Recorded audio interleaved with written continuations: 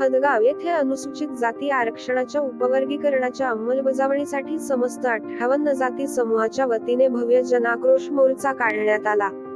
मुसळधार पावसातही हजारो नागरिकांनी या मोर्चात सहभाग नोंदवत सरकारविरोधात तीव्र नाराजी व्यक्त केली.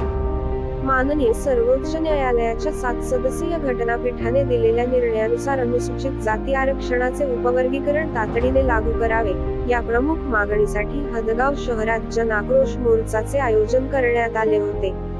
मोर्चाला मार्गदर्शन करताना लोकस्वराज्य आंदोलनाचे प्राध्यापक डॉक्टर रामचंद्रजी भरांडे यांनी सांगितले की, आरक्षण उपवर्गीकरण हा कोणत्याही जातीच्या विरोधातील निर्णय नसून लाभवंचित समाज घटकांना न्याय देणारा आणि संविधानाच्या चौकटीतला ऐतिहासिक निर्णय आहे.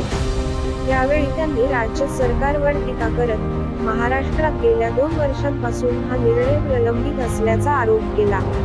तसेच ऑगस्ट महिन्यातही उपवर्गीकरणाची अंमलबजावणी झाली नाही तर राज्यातील मंत्री आणि राज्यमंत्र्यांना जाब विचारला जाईल आणि महाराष्ट्रात फिरू देणार नाही, असा इशाराही त्यांनी दिला. या मोर्चात माजी आमदार नामदेव ससाणे, प्राध्यापक केशर शेकापूरकर, पॉ. गणपत यांच्यासह अनेक सामाजिक व राजकीय नेते, पदाधिकारी आणि कार्यकर्ते उपस्थित होते. मुसळधार पावसातही मोठ्या संख्येने नागरिक, विशेषतः मातंग समाजातील महिला, पुरुष आणि युवकांनी उत्स्फूर्त सहभाग नोंदवला. यामुळे आरक्षण उपवर्गीकरणाच्या मागणीसाठी हदगावमध्ये निघालेल्या या जनाक्रोश मोर्चामुळे राज्य सरकारवर दबाव वाढण्याची शक्यता व्यक्त केली जात आहे.